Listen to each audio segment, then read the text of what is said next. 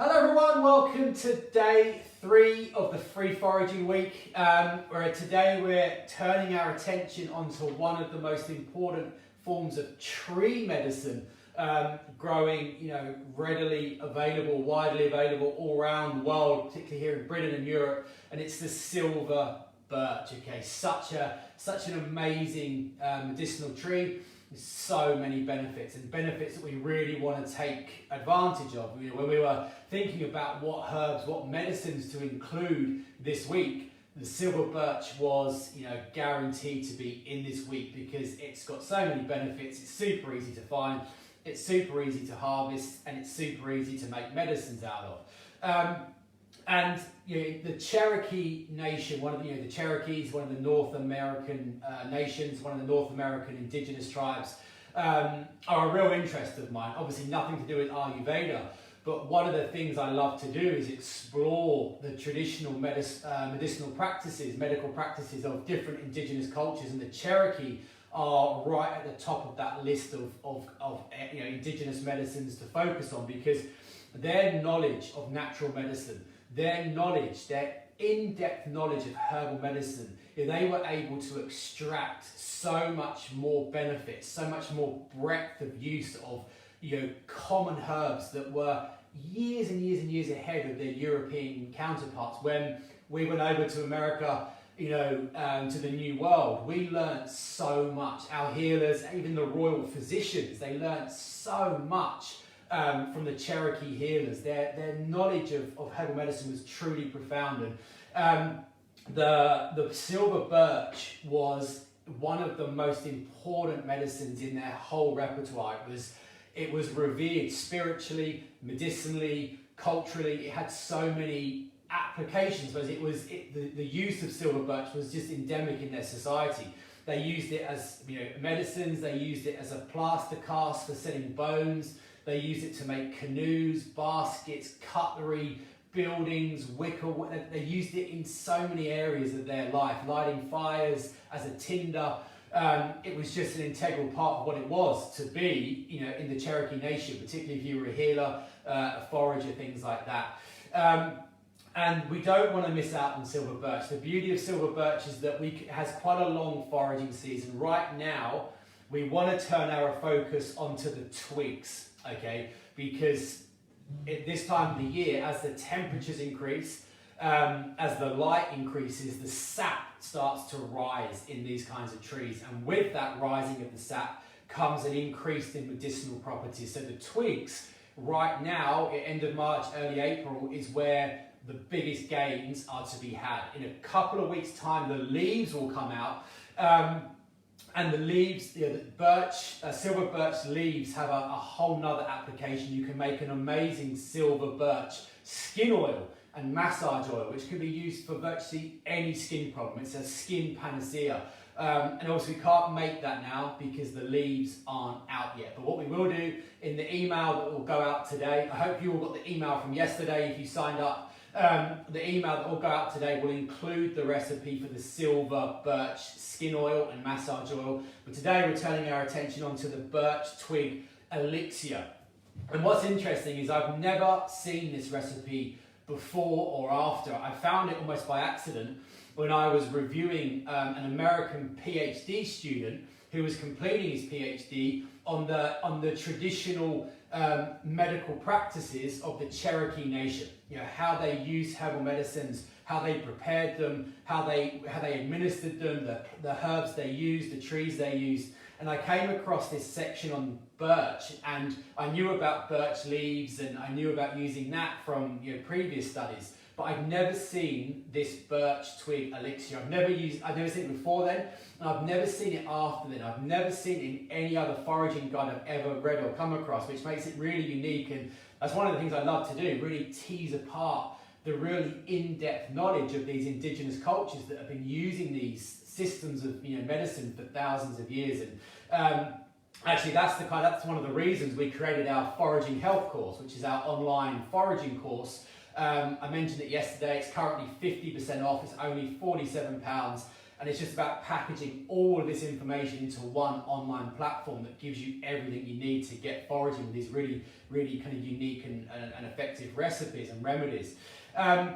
And this birch twig elixir, it comes with so many benefits. The Cherokee Nation, the North American nations, they used it as a general tonic and also as a specific tonic. They used it as a general tonic in the springtime now, as a whole body tonic to really strengthen the body, energize the body, support immunity, just prepare them for all the activity of spring and summer. We're more active, we're outdoors more, we're doing more.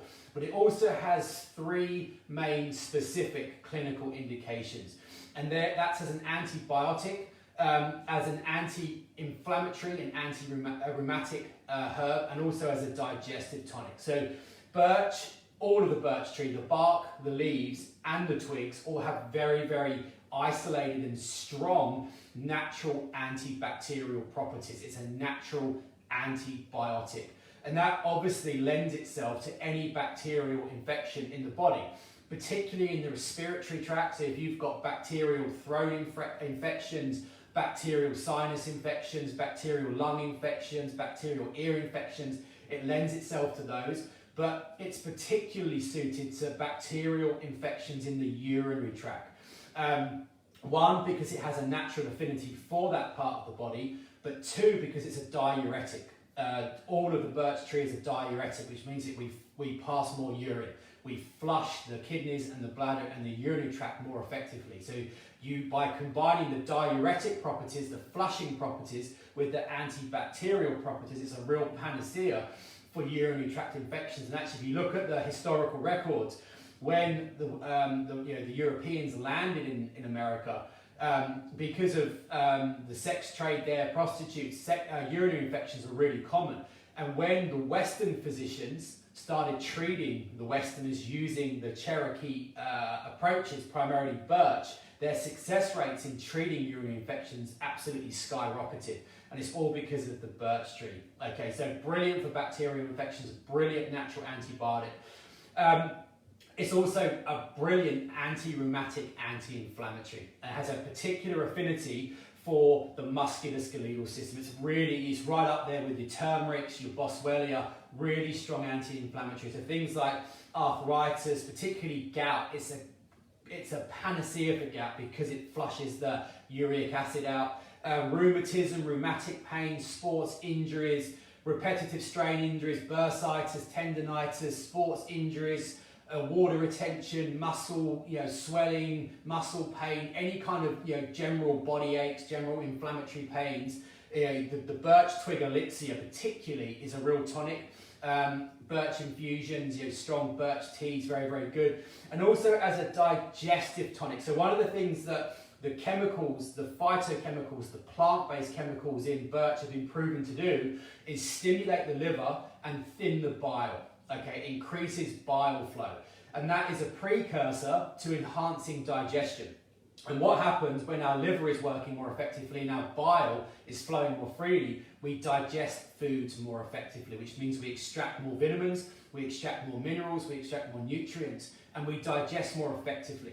So if you suffer from things like bloating, distension, cramping, gas, sluggish digestion, poor bowel function, general just suboptimal digestion, sipping on birch leaf tea, birch twig tea, using the birch twig elixir is a really good way of just supporting your digestive system to work more effectively, more efficiently, and just break things down a little bit more quickly. And actually, we've recommended the birch twig elixir to a lot of people in the past who suffer from these kinds of low-grade IBS problems, and we found it to be really effective at reducing the severity and the prevalence of those kinds of problems, particularly if you get them after you eat. If you get digestive problems a couple of hours after you eat, this is a really good tonic for that. Having a teaspoon after you eat your meal can just help facilitate that breakdown.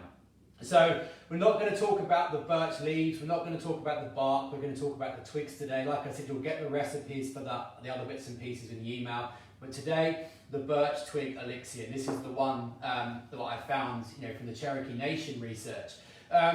3 ingredients: your birch twigs, brandy, cognac and raw honey, okay? And much like the vitality tonic we spoke about yesterday, the honey and the brandy have got multiple reasons for using it. So the brandy is the extractor and the preserver. So the brandy helps to suck out, extract out all of the medicinal properties contained within the birch twigs. And the honey acts to sweeten it, and it acts to preserve it, and it also adds more medicinal properties. Obviously, raw honey is antibacterial, it's antiviral, it's anti-inflammatory, it's immunostimulating, it's full of healthy fats, it's loaded with vitamins. Raw honey is such a superfood, and that was an integral part of the Birch Elixer, is having that raw honey in it, because it gives you all of that strengthening properties. So you've got these two extractors, these two preservers. It takes seconds to make, so all you need to do is you need to get a load of quite thin birch twigs, probably less than 5 mils, 5 mils in diameter max, and you want to cut them up into just small, small inch, 2 inch lengths, so that they fit into your jar. So you want a sterilised jar, and just fill it up about a third, roughly. You don't need to be precise with your measurements here, it's all pretty general. About a third full with your birch twigs, okay, something like that. What you want to do then is you need to pour over your brandy, and ideally, so the amount of brandy you use is going to dictate the taste of it. So if you want your elixir to be stronger, you need to add more brandy and less honey. That's going to extract more of the medicinal properties, make for a stronger tonic, but obviously it's going to be less sweet because you've got less honey. And it is, like all tree medicines, there's a lot of tannins, so it's really astringent. It dries things out. So you do need the sweetness in it, but the ratio of honey to brandy will dictate the strength and the sweetness. So generally speaking, we find that filling it about 3/4 with brandy and about 1/4 with honey gives the optimal balance between therapeutic effectiveness and palatability. So again, you can be you don't need to measure it out, it's all by eye. That's the beauty of these kinds of remedies. We don't need to be measuring millimetres here and grams there, it's just the folk method, just using general measures. So if you think about filling it up about 3/4, like that, and then you want to fill the rest of the jar all the way top to the top with your raw honey, okay? And you want to make sure that all of the twigs are covered. You don't want any twigs sticking out the top, so actually you want maybe a little bit more there, all the way to the top of the jar. And then give it a really good stir. Get another twig or a knife or a chopstick or something, and just give it a really good stir, because you don't want any air bubbles. You don't want any air bubbles stuck in the twigs below the surface. Give it a good stir, like so. And the aroma from that is pretty nice. You can get that alcohol-y smell. You've got the honey, you've got the tannins from the birch. Really good stir. Press all the twigs under the surface. Take your lid,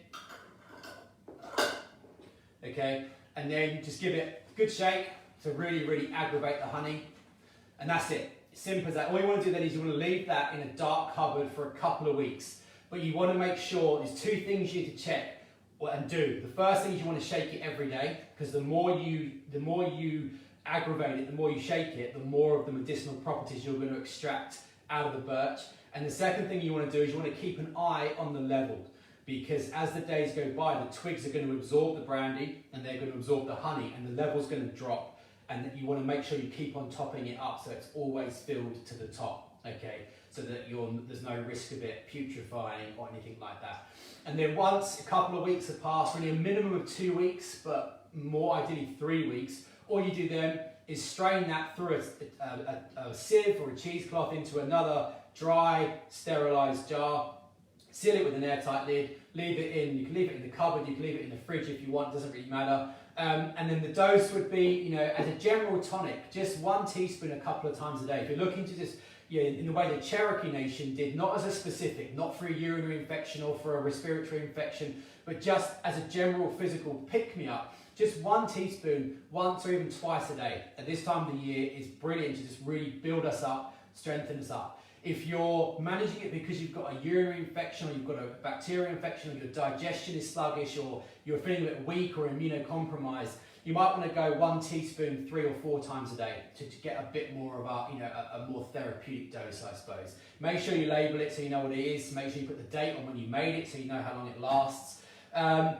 And it's that simple, okay? So yeah, it's again, if you go out, this is really efficient. You could go out, spend an hour, you could get your cleavers and nettles from yesterday, you could get some birch today. Silver birch grows everywhere. It's super easy to identify because it's got the beautiful white silvery bark. It's everywhere, all the way across Britain. It's so easy to find. Just go out, you don't need much. Make this, you'll use it. It's brilliant. It's a brilliant, digestive after you've eaten a meal. So many benefits to this. If the Cherokee Nation have used it, you know it's going to be good. They swore by this. So please go out and make this. Like I said, if you signed up for the newsletters, you'll get all of this information, the Birch profile, all of the recipe guides emailed through to you later today. And like I said, if you want to take your foraging journey to another level, then be sure to check out the Foraging Health course. Like I said, currently 50% off. It gives you all of the video tutorials, PDFs, downloads, everything you need to really build your confidence in how to forage and how to make tinctures and syrups and ointments.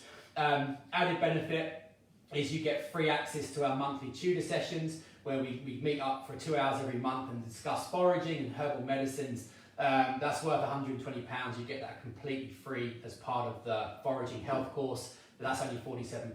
It's 50% off, so it's 50% off until next Wednesday, so a week left. Okay, so if you want to take advantage of that, then please do that. But other than that, any questions, please let us know on the Facebook page and we'll get back to you. And then, like I said, you'll get the PDFs later today. Get out, get foraging, make these remedies. If you make all of them, by the end of the week, you're going to have 4 or 5 recipes that you've got done straight off the bat. And if you add to those over the coming weeks, suddenly you've got this very, very powerful, very effective apothecary in your home that's completely free, it's sustainable, it's effective. Okay, so go out, make this, use it, it's a real tonic. But other than that, have a lovely rest of the day, everyone, enjoy the weather, and I'll see you all tomorrow at 12:30 for day 4.